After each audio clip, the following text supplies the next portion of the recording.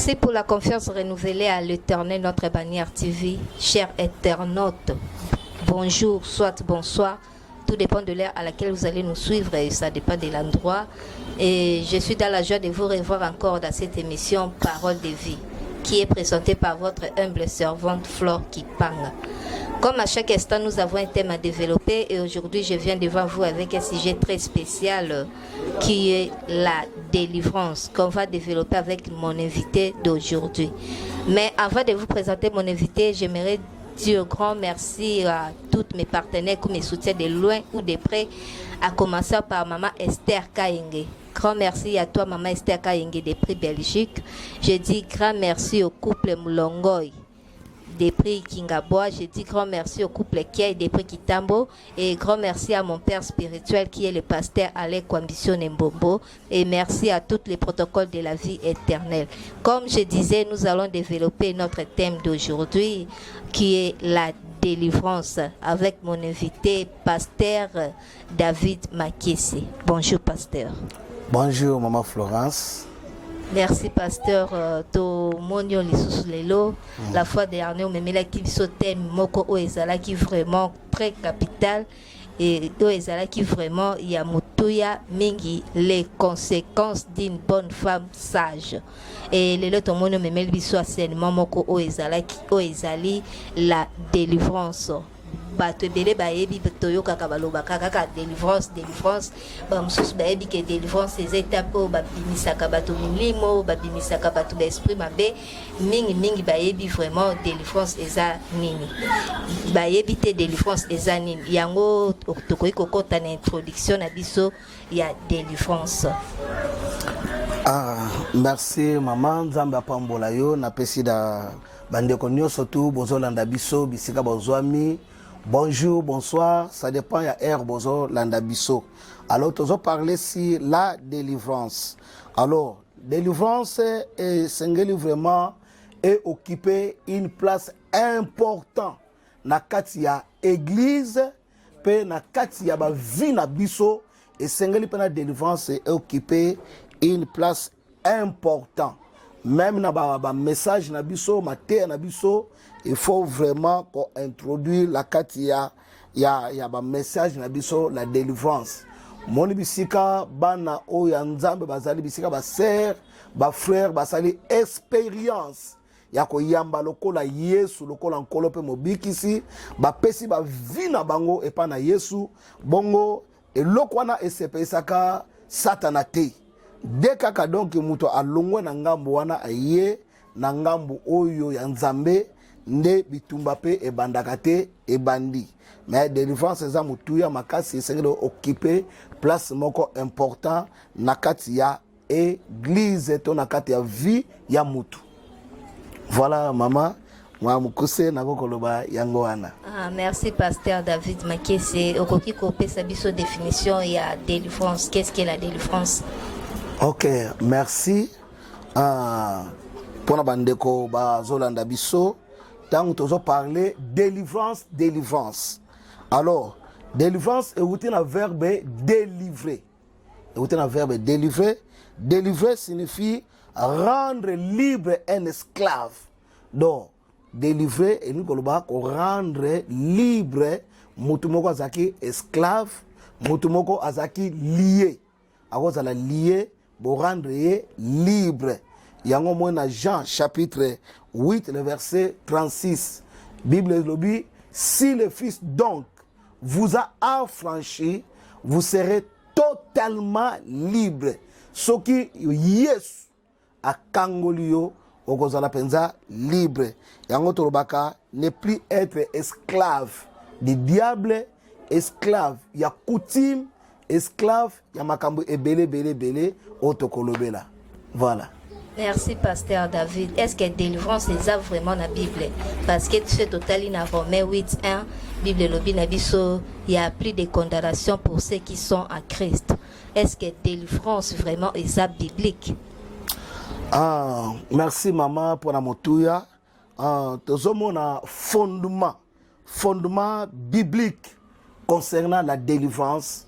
Et ça va passage est belé oyo Bible so tel sabiso et que non délivrance penza eza na kati ya Bible.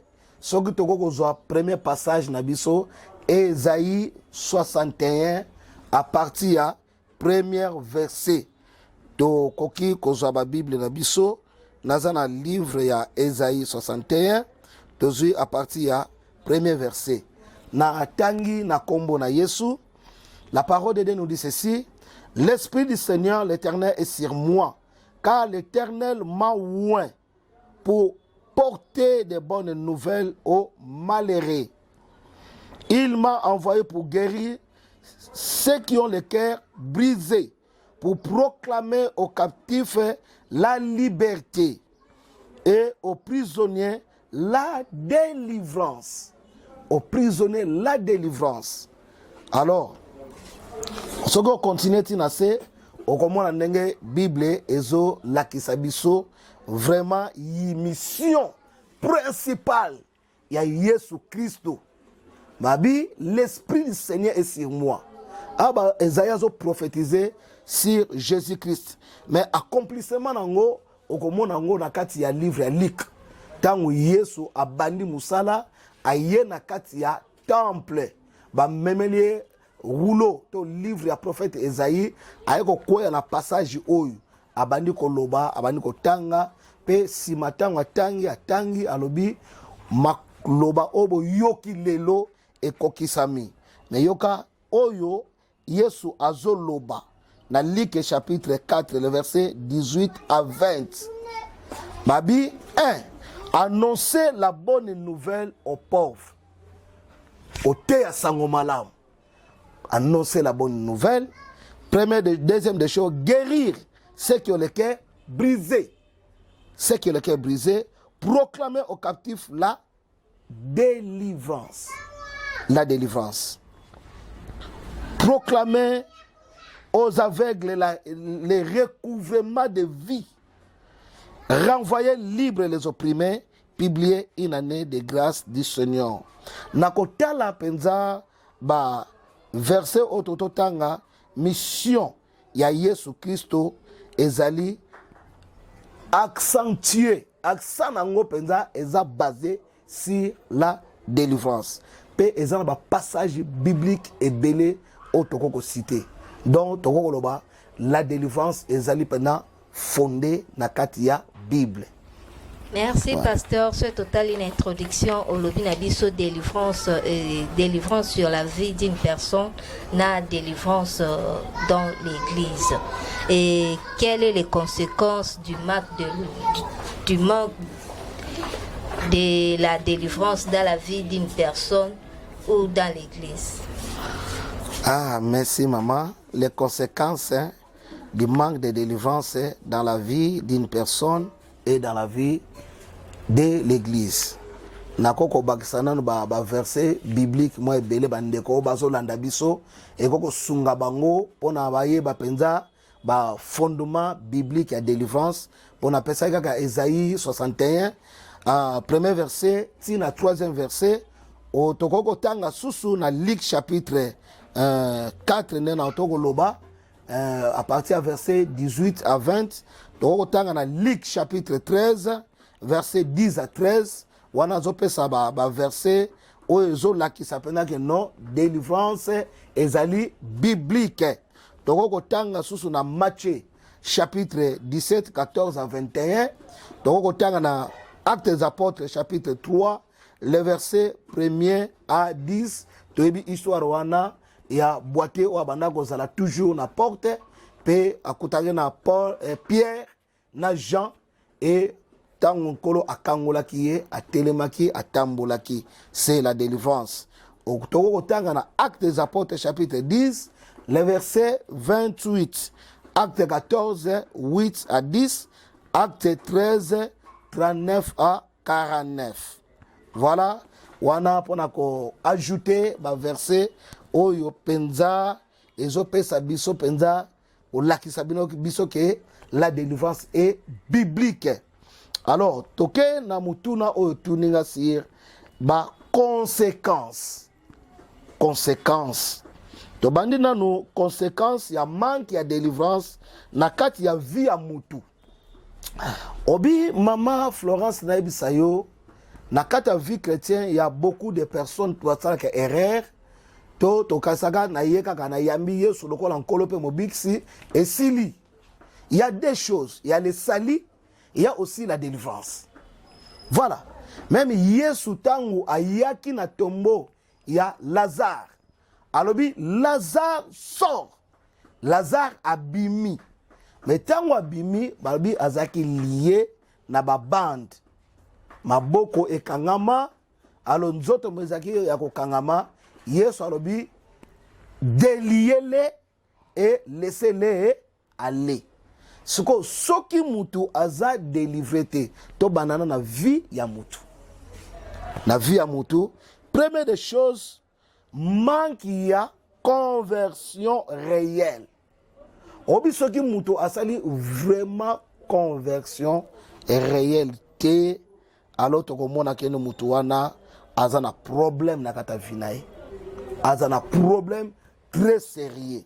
Atoba conséquence. Il y a manque de délivrance na kati ya vie ya mutu. Okomona mutu wana asala conversion réalité. Donc asala ase convertir penza réel maté. Ozomona. Manque de délivrance na kati ya vie ya mutu. Ozomona manque de repentance sincère. Mutu wana kozala ni honte. Azana sonité. Il y a ça la même scandale. Même dans cette église. Il y a sonité pour ça le scandale.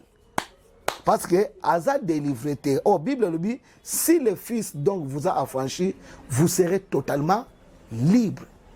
Parce que Moutou Oyo a Kangwamate, Aza liberté. Parce que Moutou Azo Konzaye, c'est le diable. Donc, mon histoire, il y a des vendeurs chassés dans le temple. Des vendeurs, bazo teka, bazo somba, bazo sala biloko nyonso désordre na kata temple.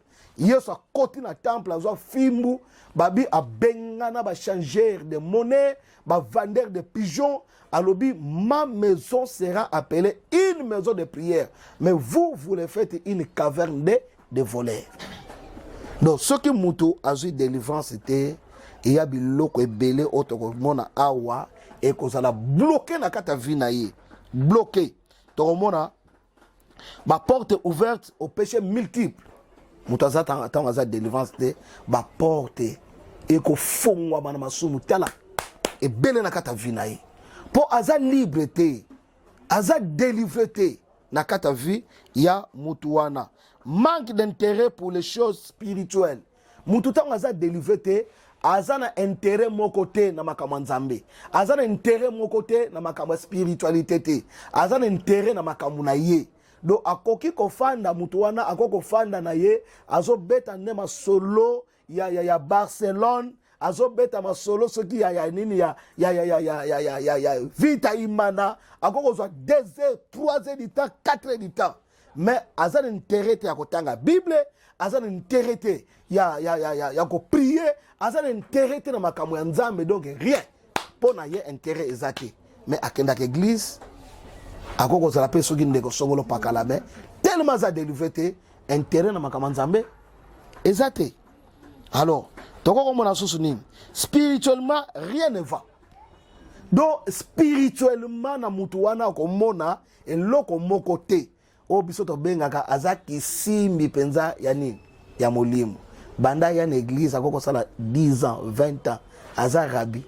Oh mutazaka rabbi, c'est Jésus-Christ. Voilà. Donc rabbi ezaka Yesu. Donc rien ne va spirituellement dans sa vie, pardon, rien ne va. Et l'autre côté et qu'on marche te na kata vie na ye. Ce que tangu yo o comprendre que makambo na zo marcher te, faut salani. Il faut lukande nzamba kangola yo. Faut luka délivrance. Donc c'est ça. Et 6e, un esprit de critique envers les autres. Okomona mutuana musala na yeka kasala kanini ko critiquer baninga soka bandi critique banda tongo ti pokwa kako critiquer oya leki oyo ngana leki oya leki même zona monde na biso ya ba pasteur omona frère o azo critiquer frère o pasteur azo critiquer pasteur o ngana na leki onda leki non. Et soki otali bato ba critikaka bangunde basaka nini ba mataka. Mais yo muto so critiquer o sala nini ozokita nini esalaka ndenge wana manque ya nini ya délivrance na kati ya vie ya bato. Septième tomona un formalisme religieux. Mutu aza délivré te azali kaka formalisme religieux. Donc formalisme ezali mutu kaka ozomona akendaka église ayaka na église asambelaka mais asalaka kaka ba formalisme. Eza lokola ndenge biso tozalaka na bangambo mosusu wana soko ke prière te okolia te. Donc ozokende prière pona kaka mama zotindika yo osala nini okende prière okende losambo. Eza bato mosusu azokende ka prière po soka ye prière te passer akoya kosala suivi. Voilà. Et ce qui peut y aller dans l'église, azosala formalisme ya pamba. Huitième, le temps consacré à Dieu est court par rapport à d'autres activités personnelles. Voilà. Est-ce que ça concerne te? Ba temps oyo pesaka pa na nzambe eza muku mukuse. Mais ba temps oyo pesaka na makambo na yo eleki tellement ebelé. Ozomona nini nyonso to esaka wana eza nini manque ya nini ya délivrance na kata via mutu mutu aza délivré te. Oh Bible bi si le fils donc vous a affranchi vous serez totalement libre. Mama eza ebele so na bani ko compter eza tina 20 na vite so na ko sitango mbangu na ebité. Mais wana aussi na vie ya mutu et dans l'église c'est quoi les conséquences voilà de délivrance? Donc vraiment na kati ya vie ya mutu na lobi eza tellement ebele otoko ko loba okomona bato mosusu eloko zoni sala nini coutume eza ko dominer na kata ba vie ya bato coutume ozomona yo oza chrétien mais oyoka o biso baluba na bangala tosaka nini tobala na kate. Voilà tobala na kate nini ezo dominer coutume ezo dominer na kati ya mutu wana nini esprit ya ba rancune manque ya délivrance eza na bana nzambe ebele baza ba rancunier même yozo tala nga zo landanga tango so po oza wana po oza rancunier na bato ndenge oza wana oza pe mwana nzambe me rancunier pasteur rancunier okoko zala pe soki ministre de Dieu rancunier. Comment nzamba ko pambola yo rancune? Donc manque ya délivrance na kati ya vie ya nani ya mutu. Désordre sexuel bien entretenu na kati église na kati ba vie na bato ozomona place meto yako pe ko bimisa ba na ba enseignement ba phénomène ba mari ba femme de nuit donc okomona eloko ba bengi lisumu ya sexualité bien entretenu otobaka l'hypocrisie parce que ça délivré. Mais en tant que moi na nzambe soko moni biloko oyo tozoloba izana kati na yo d'abord parce qu'avant to kota na vie église maman il faut to comprendre na d'abord la personne. Moi je dis souvent au moins na l'organigramme ya nzambe église ezalaka première position te. C'est Dieu d'abord. Dieu, après Dieu c'est la famille. Après la famille c'est quoi? C'est l'église. Soki batu bakangwami tant bakoya na kati église ezala très efficace. Ozomona eza très efficace. Batu nano bango moko bakangwama te barankine na batu okende boy ona o basolola kate bakota ke église moko na to kota place wana bakota église mo bapesa na kamote te basolola kate rankine lata bango yebisanga sikota nguzo tozoya tozotombola maboko nzambe pambola nzamba ko pambola yote. D'abord il faut chercher la délivrance. Même dans la pratique Ancien Testament Bible lobi nini soko bizana problème na mutu oye na offrande na yo ko chana na offrande te sala nini zo offrande na yo tika la porte église kende ko solona mutu wana yokana na ye simande oye ko pesa nini offrande sinote ba offrande na yo eza ofele ba dimi na yo eza ofele ba sacrifice na yo eza ofele. Voilà nyoso wana manque ya nini ya délivrance. Un amour excessif pour la nourriture, boisson, bien matériel, argent. Bolingo eza makasi ya nini ya kolia. Bolingo ya nini ya masanga. Bolingo ya nini ya mbongo. bolingo mbongo mais oza chrétien nano kangola mita voilà bon Merci, Pasteur David Makesse. Nous sommes presque à la fin de notre émission. Vraiment, pour comprendre le thème Oyo, Eza vraiment, et Yamunene, Yamutuya, moi, qui n'a pas ezate. Pour nous édifier peuple de Dieu, pour nous aider vraiment peuple de Dieu, au bazar vraiment la carte ignorance, il faut tomber ma thème pour malembe. Et Pasteur David Makesse, pour nous, bon, au continuer. Comme la souka na émission na biso okoye ko episa biso rapidement manque ya délivrance na église ezani. OK. Malgré biloko ebele na tokoti te na manque ya délivrance na kati ya vie ya mutu parce que eza biloko ebele oto simbite esengeli to simba yango penza makasi. Alors na kati ya manque ya délivrance na kati sikoyo na église.